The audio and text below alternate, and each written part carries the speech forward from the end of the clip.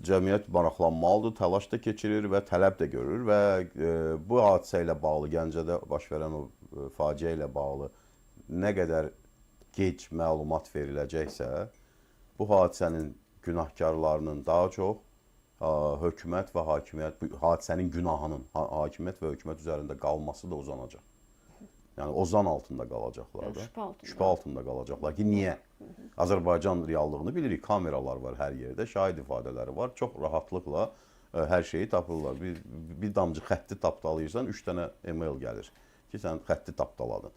Yəni bu hadisəni çox çətindirmi ki, üzə çıxartmaq? Deməli, kimisə maraqlı qüvvələr var, kimisə arxası güclü adamlar mı var? Düşündüyümüzdən daha ciddi bir hadisə baş verir. Çünki xaricdən də o yalan, o versiyaları daha çox yaymağa başlayıblar blogerlər səviyyəsində. Komplo teoriyaları əslində bu olub, onu görüb, filan kəsin adamı olub və s. Cəmiyyət çıxsın, hakimiyyətin əlindədir də, rəsmi orqanlar çıxsınlar. Normal bir açıqlama versinlər. İnsanları qane edici bir açıqlama versinlər. O xaricdən boş-boş danışanların da argumentləri çürüsün. Çünki bu sahədə çox ciddi bir informasiya acılığı var. Bu acılıq da sözün böyük mənasında narahatlığa və şübhələrə səbəb olur. Onu deyirəm də, əgər bir hadisə ilə bağlı əlaqədar dövlət qurumları, hökumət qurumları nə qədər çox susursa, özlərinə qarşı bir o qədər çox şübhə yaradırlar. Və salam. Bu çox sadədir. Yəni mən yenə deyirəm də, mən hüquqşünas da deyiləm, kriminalist da deyiləm, amma məntiq var da, adi məntiq, siyasi məntiq var, kommunikasiya məntiqi var da. O 15 günə yaxındır da səhv eləmirəmsə. 15 gün hadisənin üstündən keçib normal bir açıqlama yox. Yaxşı, onda burada kim günahkar olur? Əlaqədar dövlət hökumət qurumları.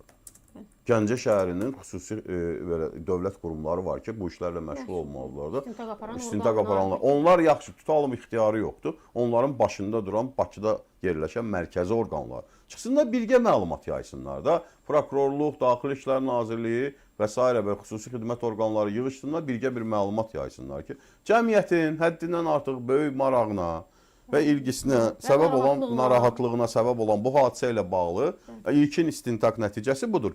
1, 2, 3, 4, 5. Onlar ifadəsi çox diqqəti mənim üçün cəlb edir. Siz təcrübəli siyasətçi və Azərbaycan cəmiyyətində yaşayan illərdə bir insansınız. Yəni bu məlumatlar istintaqın gedişinə mane ola bilər məsələsi nə dərəcədə bəhanəyə daha çox bənzəyirmi yoxsa? Heç kim demir axı gedin adını, familiyasını, sifətini və fotosunu yayın və bunu da göstərin. Onu heç kim demir axı. Çünki bu məhkəmədə zaten bilinəcək də. Yəni bunu nə vaxt deyirlər? Ehtimal nə vaxt olur? Hə, şübhəli şəxslərin qaçmaq, gizlənmək, dəlilləri qaraltmaq və s. kimi imkanları olanda. Ona görə də heç adını çəkməyə də ehtiyac yoxdur. Sadəcə hadisənin özü ilə bağlı hansısa bir ciddi bir məlumatın verilməsi, inandırıcı bir məlumatın verilməsi insanların şübhəsini xeyli dərəcədə azaldacaq. Hə, bu Azərbaycana xasmı bir hadisədir? Yox da həmişə olur. Dünyada da olur, başqa ölkələrdə də olur. Amma reaksiya fərqli olur axı.